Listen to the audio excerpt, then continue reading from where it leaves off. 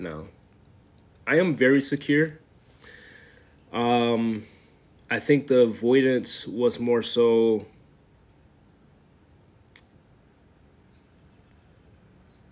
There's so many dynamics to the avoidance that I had, and it wasn't just one reason why I felt avoidant. I think a lot of reasons why. I think some of the multiple reasons why I was avoidant was because I felt like it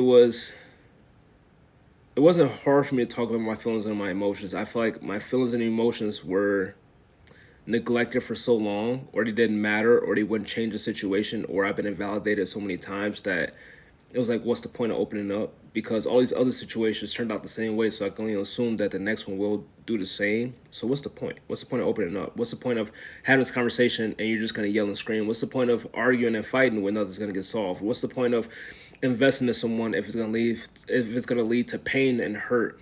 What's the point of wanting to be happy if I've tried so many times and it didn't come to fruition? I didn't succeed at happiness. Part of that too is is because I moved so much in my early childhood. So like I learned to be without certain things. I learned to be without certain people. I've learned to navigate relationships by myself for myself. And part of that was because like my parents weren't emotionally available because they were still growing up. They were still learning. Part of that was because I moved so many times that it was hard to make friends who were consistent because I consistently moved away from those friends, and eventually relationships died out because they became long term. It was hard because I was meeting so many unhealthy women, and I was unhealthy myself, that I wasn't able to maintain relationships with people under those circumstances. And it was just so many different factors as to why I was avoiding until I got to my early adulthood and realized how much I could control. And I had to acknowledge that all those experiences that I had in the past were different, and the people are going to be different, and the times are different, and I'm a different version of me. In order to have healthy relationships, I have to invest, but I have to know when to stop investing. In order to have healthy relationships, I have to understand that it's going to be uncomfortable. Sometimes it might be painful. Sometimes I might cry, and it's okay and it's valid. And my feelings and emotions do matter, but they only matter to the people that I matter to. And especially doing all the work previous to my relationship with my wife, and then actually get into the relationship with my wife, she was the person who, she was the pivot point to say, hey, it's safe. You're seen. I hear you. It's okay for you to feel the way you feel.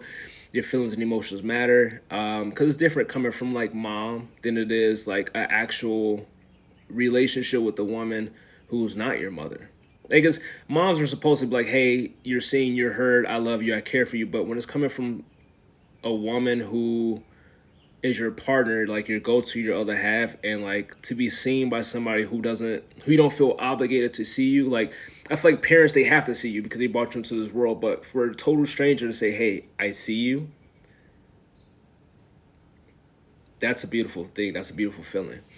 And then to constantly be able to have conversations and talk about emotions and feelings, and to be validated, and to not, for somebody to not use trauma as a weapon or as a tool to bring out sides of you that you might deem uncomfortable or unworthy, or you might be self-conscious about, or to not belittle you or make fun of you because you are human with feelings and emotions, or to have somebody who understands that you have been through things, but those things you've been through doesn't determine who you are. They determine who you became because you were able to learn from those experiences. Like, there's no longer a reason to avoid things in life.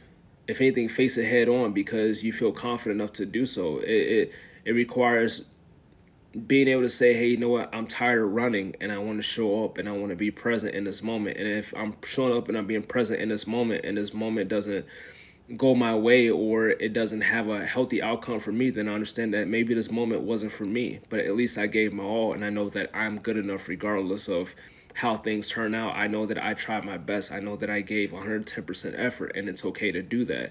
And I don't have to avoid being hurt because hurt is part of life. It is part of your feelings and emotions. It's part of the things that you're going to experience. It's not everything's going to be happy, not everything's going to feel good, not everything's always going to be rainbows and unicorns. Sometimes it's going to be cloudy weather. Sometimes you're going to be crying. Sometimes it's going to hurt, but it doesn't mean that you're less than, doesn't mean you're stupid, doesn't mean you're dumb, doesn't mean that you don't matter. It just means that right now this is emotion that you're feeling, but feelings and emotions are temporary. And when you work through them and you acknowledge that they exist and you acknowledge that you're human and you acknowledge that you got a support system, you got people who see you. When I say see you, like genuinely see you, you know that like it's okay.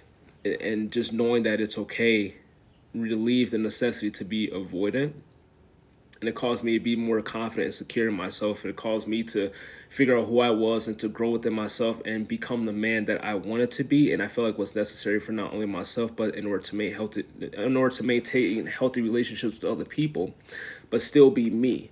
Not, oh, when I meet this person, I have to put on this mask, or when I meet this person, I have to put on this mask. It's just showing up as my authentic self. And some people are gonna see me like, ugh, and other people are gonna see me like, oh, hey, how you doing? Come over here, let's hang out, let's enjoy each other's company. And I understand that I'm not for everybody, and I think that the avoidant part was feeling like I had to be what everybody needed, and because I couldn't, I'd rather be nobody at all. And being nobody was easier than trying to be somebody for everybody. So there's just so many layers of the avoidance that I had to work through and had to acknowledge that some of it was just my own mental self blocking me from my success and my greatness and who I could become. And part of it was the things that happened to me, either directly or indirectly, that I had to work through, even though I didn't ask to be put in these situations. Because I went through these situations, I had to learn from them and grow from them. So it was a lot of work that I had to do as an individual, as well as I need a space and a healthy relationship to do and to continue to do. So to answer your question, I'm a lot more secure than I was. I'm very secure right now, but I don't feel like there's any ounce of avoidance when it comes to myself, as well as having conversation or navigating things that might feel hard. Like talking about trauma, like talking about like not having healthy relationships and being in a place in my life back then where shit was rough. I could talk about those things and it doesn't affect me, doesn't make me want to cry, doesn't make me infuriated, doesn't make me upset, doesn't make me want to like, oh, I can only tell a certain amount of people about this because I'm embarrassed or ashamed of it. Like it was my experience. Did it suck? Yeah, it did. But like, it's a learning lesson and it's okay.